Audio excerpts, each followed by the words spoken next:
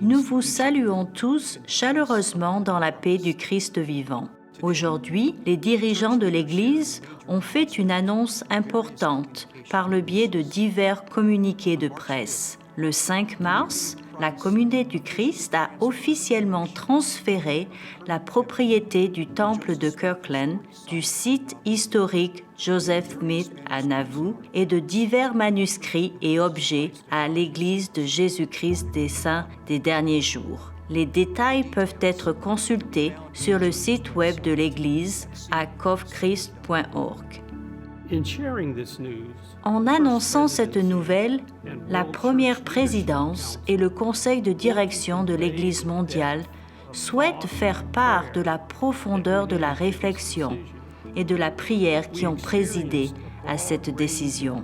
Nous avons vécu toute une gamme d'émotions au cours de ce voyage et je me suis demandé si la vente de ces sites historiques aurait un impact sur les membres et les amis qui appréciaient profondément la propriété de l'Église.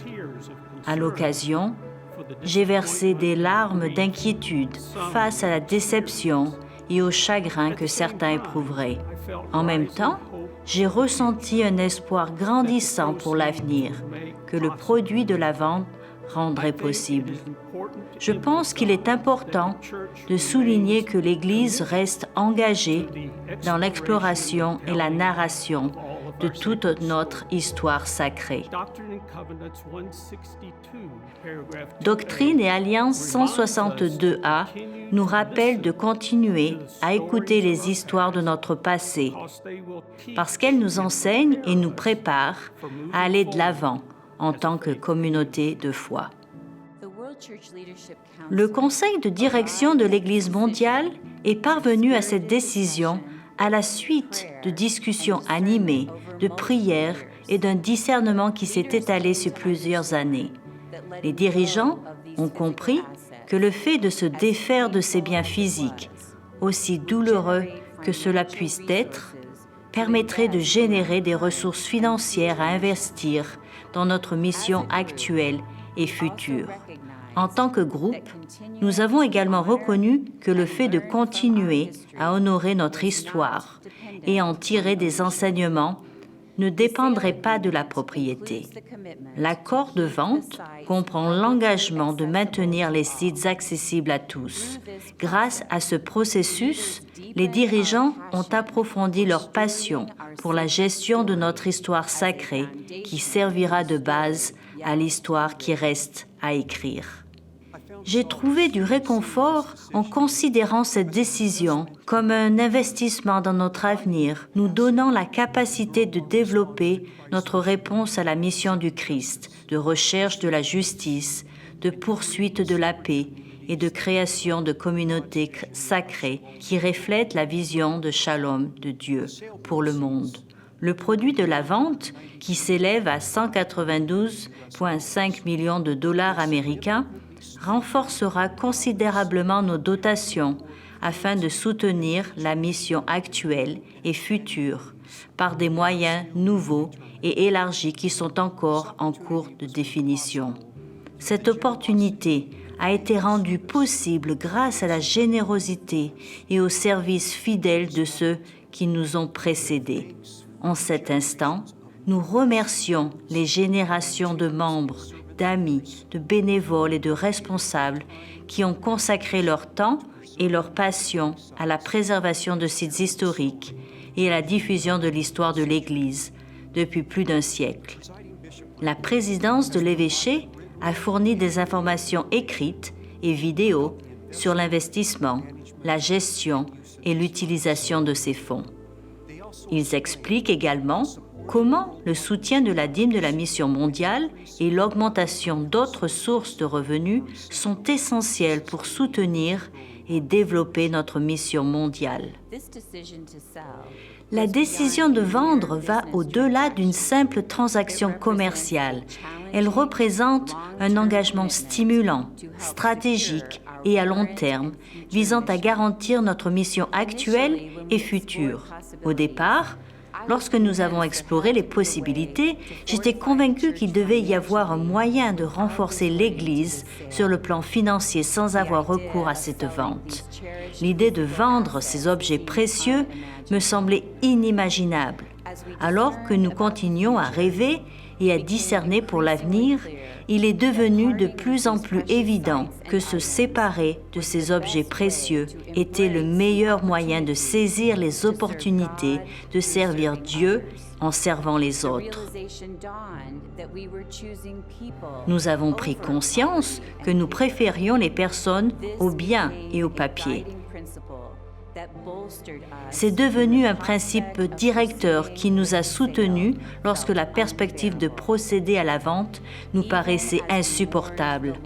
Alors même que nous pleurions la perte, les opportunités potentielles de l'avenir ont alimenté notre espoir.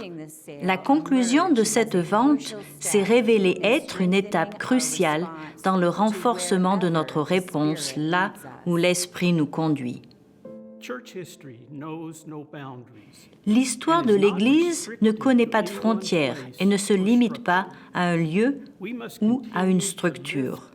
Nous devons continuer à nous inspirer des leçons du passé et des personnes qui nous ont donné une base solide pour aller de l'avant. Nous sommes appelés à suivre fidèlement l'Esprit Saint vers l'avenir et à écrire l'histoire en poursuivant notre mission, qui est de proclamer Jésus-Christ et de promouvoir des communautés de joie, d'espérance, d'amour et de paix dans le monde entier. Nous avons prié pour notre famille de l'Église mondiale et nous continuerons à vous porter dans nos prières alors que nous cheminons ensemble.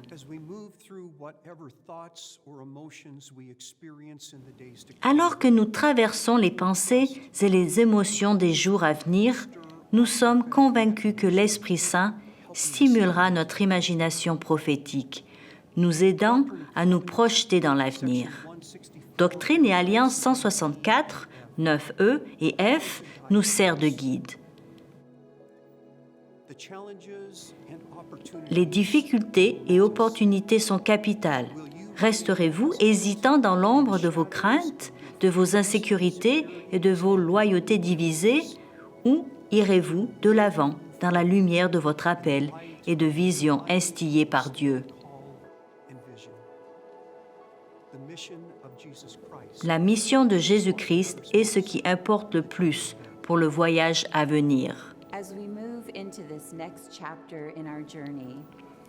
Alors que nous entamons ce nouveau chapitre de notre voyage, nous nous réjouissons de l'hospitalité et de la mission qui seront vécues sur les sites historiques de la Communauté du Christ à Indépendance, La Monnaie et Plano, ainsi que dans les lieux du monde entier où nous partageons un héritage commun et où nous réunissons en tant que communauté de foi.